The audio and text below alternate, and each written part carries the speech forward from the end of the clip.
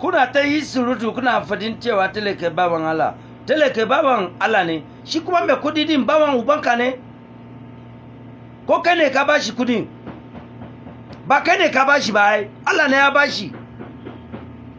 ka bi anguwa kana zagi ka shiga media kana zagi kai ma kana so a zabe ka ne in an zabe ka kwaci shinkafa mutane ko kariya ne yana tambaye ka useless ba za mu yi addu'a mu ce Allah ya taimake mu Allah ya gyara kasar mu ba Allah ya gyara shugabannin mu ba amma kullum muna kan media muna dora shinkafa a leda muna nuna indomie a leda muna cewa ba su yi ba to ba su yi ba kai da ka an kawo ka kwaci shinkafan ya sunanka thief ko ba sunanka thief ba sunanka kenan mana thief to dan durun waka ka ci gaba da abin da kana yi if you not take care corona zai biyo ka cikin bedroom naka stupid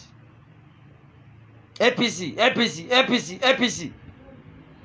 lokacin da PDP suna yi mulki ba mu ne mun ce PDP shegu ba ne ba mu ne mun ce PDP barayi ba ne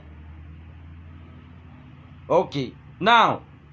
mun dawo muna cewa APC barayi APC sun yi cuta gara PDP da APC look let me advise you listen to me carefully idan PDP ta dawo mulki ba wallahi za mu ci durin wamu za su rama abinda mun yi musu jifan da mun yi musu da dutse wallahi za su rama saboda mu halin mu bai da kyau idan an yi zafi za mu ce zafi in an yi rana za mu ce akwai rana idan akwai sanyi za mu ce akwai sanyi idan Allah ya saukar da ruwa ya yawa sai mu fita mu ce Allah ka sayar da ruwan haka so shine abin da yana faruwa daga APC PDP daga PDP APC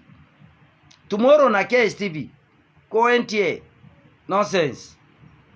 Allah ka taimake mu Allah ka ba mu sa wanda ba su da abincin da za su ci Allah ka taimaka ka ba su abincin da za su ci Allah ka rufe mana asiri duniya da lahira